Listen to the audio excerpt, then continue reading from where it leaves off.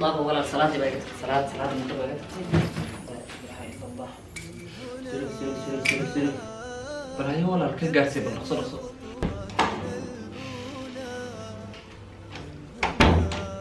سلق عو سر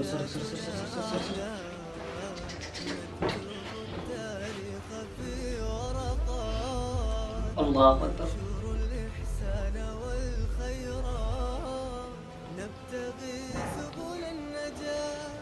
نمشي على نهج الهدى فديننا دين الحياة وحياتنا حياتنا ورقاء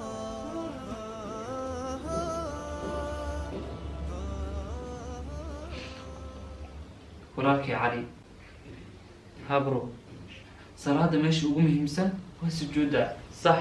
walaal waxa jira khaladaad waaweyn oo muslimiin badan ay ku dhacaan oo ah inaynan ka sujuudin toddoba xubnood aan fahansiyo walaal nabiga sallallahu alayhi wasallam waxa uu dhahay umirtu an asjuda ala sab'ati a'dum waxa la igu amray inaan ka sujuudo toddoba xubnood haddaba toddobada xubnood maxay yihiin jabhada ilaa sanka iyo labada kaf iyo labada jilib iyo labada lugood haddaba walaalkay toddobaas xubnood mid kamid ah haddii aad ka tagtid maadan sujuudin adiga hadda markaad tukanayso walaal waan ku fiirinayay runtii aad iyo aad ayaan uga naxay maxaa yeelay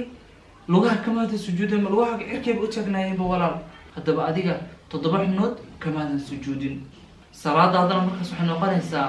naaqus khalad kale oo salaadaada ku jira ayaa jira walaal oo ah boobsiiska inaad salaadii aad boobsiinaysid maalmaha kamid ah nin ayaa masaajidka soo galay kadib waa uu tukaday wuxuu yimaaday nabiga soo salaamo nabi sallallahu alayhi wasallam ku dhahay salli fa innaka lam tusalli wartuka maadan tukane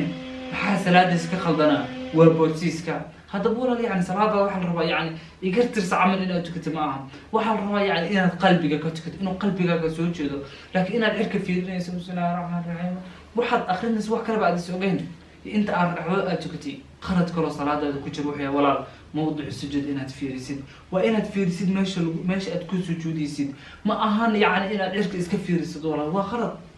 بل waxaa la rabaa barta aad ku sujuudsi inaad fiirisid marka walaal insha Allah salaada ku dadaal xiriirku in ku muhiimsan aadi rabbiga isku xiriir waxa weey salaada hadii aad salaada dayacdo maxaad xifdinaysaa aniga runtiis ugu baraarugsaneen حتى هو مقلي النبي صلى الله عليه وسلم وحده يعني قف كمرك ما تأخر لك كانوا وحقوه رجع حسابني وسلاتي مركا إن شاء الله أنه كنت ذلك بإذن الله.